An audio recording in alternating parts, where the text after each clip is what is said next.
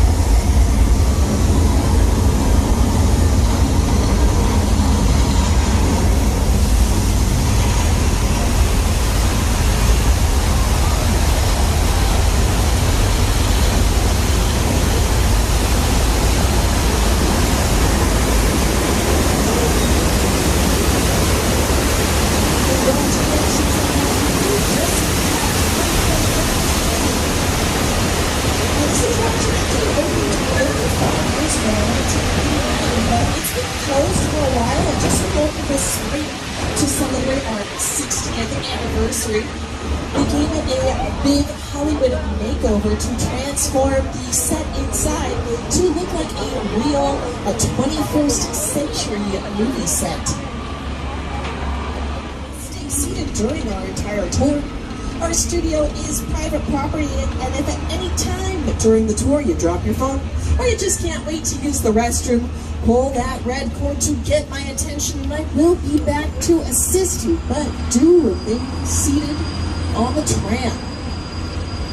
Now everyone, we just survived an earthquake, so I think we should do something a little bit more relaxing. Let's head to the beach, specifically the beaches of Amity Island. Now if you've heard about Amity's reputation, don't worry everyone, we have taken care of our little shark problem. You'll see that he's hanging there off to the right-hand side of the tram. He's not bothering anyone. But just to be extra cautious, one of our police divers is out in the lagoon right now, making sure it's all clear and safe for us to visit. Uh-oh. Looks like there's a second shark out there. Hey, George? George, if you can hear me, you should probably swim to the boat.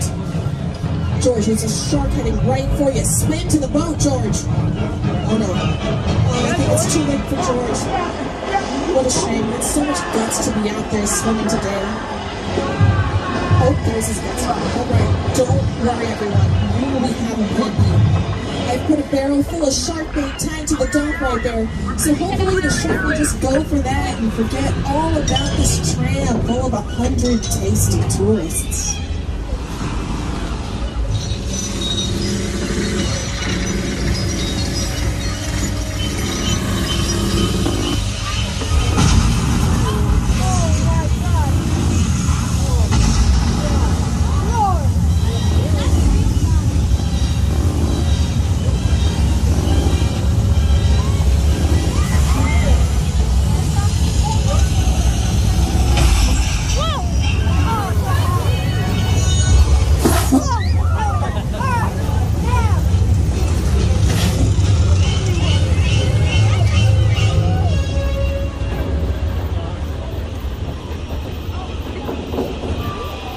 Congratulations everyone, you just survived an encounter with our amazing stunt shark, Bruce. Now Bruce is a very talented shark. If you take a look behind you, you'll be able to see that Bruce is actually the only shark anywhere in the world that can do the backstroke. Now, our Jaws attraction is one of our most beloved attractions here on our tour. And we're actually about to go and see our very first attraction added to the tour. Now, I'm going to let America's favorite weatherman and Today Show co-host, Al Roker, tell you a little bit more. Time for my favorite part of the tour, weather. When it comes to film and TV, it is truly a special effect. In fact, to demonstrate how weather effects are created, we will do our first major attraction here on the studio floor way back in 1968.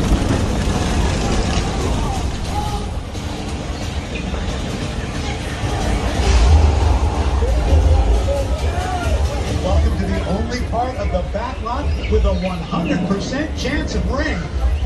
The flash flood.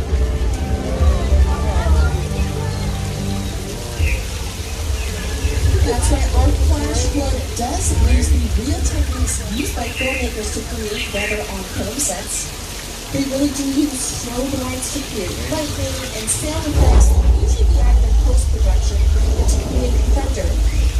Now, our rain distribution system is known as rain rigs on a film set. You probably just know it better as sprinklers. And we do have our rain rig set up to spray our water out at an angle. It's because rain does not typically fall straight to, looks like we've had a little bit too much rain. There is a flash flood headed directly for us.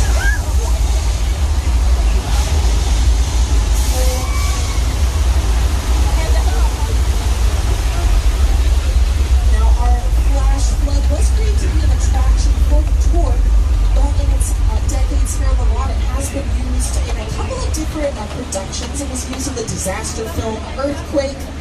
It was used by Lady Gaga in her music video for her song Judas. But we're actually about to get one last look at our Jaws attraction. I'm going to throw things over to the director of Jaws, Steven Spielberg, to tell you a little bit more about our Jaws attraction's creation. The Jaws ride was almost an inevitable result of the size of the box office that Jaws was opened in 1975. And that was how I even got involved in the creation of the ride. It was a great honor to be invited into a greater circle of tremendous designers at Universal and trying to figure out how to replicate what the movie had done to audiences in a real way by building a building. You can only film on the outside once you cut into an interior shot that's filmed on a soundstage. But this set is a practical set, which means it's completely finished on the inside and outside. This set has been used for a lot of spooky favorites. It was used for the Halloween episode of the original Quantum Leap, and it also used prop. This is actually a real decommissioned 747. Now, the production acquired this plane from a plane graveyard all the way out in the Mojave Desert. Now, they had to transport it here to our back lot on a fleet of flatbed trucks, which is why it's broken up into 3 pieces. They had to use 3 different flatbed trucks to get it here. It also would not fit under freeway overpasses with the roof attached, and that is why our plane is still missing the roof to this day.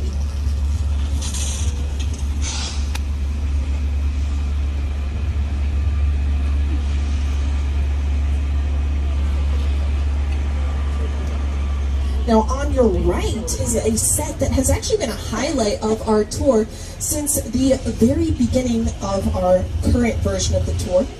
This has been here since 1964, and this is the Bates House from Alfred Hitchcock's classic thriller film, Psycho.